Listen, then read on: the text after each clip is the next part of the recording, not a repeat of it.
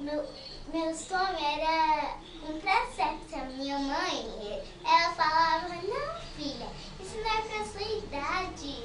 Então, meu pai descobriu, ele estava ouvindo.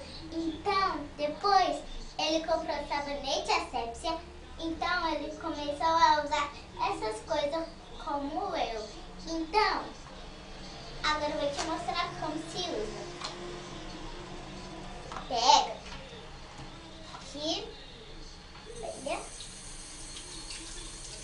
fecha aqui, passa aqui, aqui, pronto. Aí depois você enxágua a mão, depois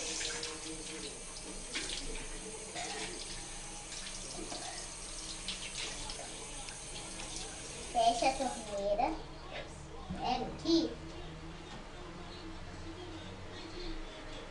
enxuga,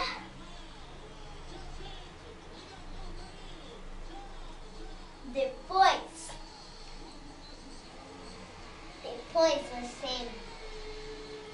você tira o grampo.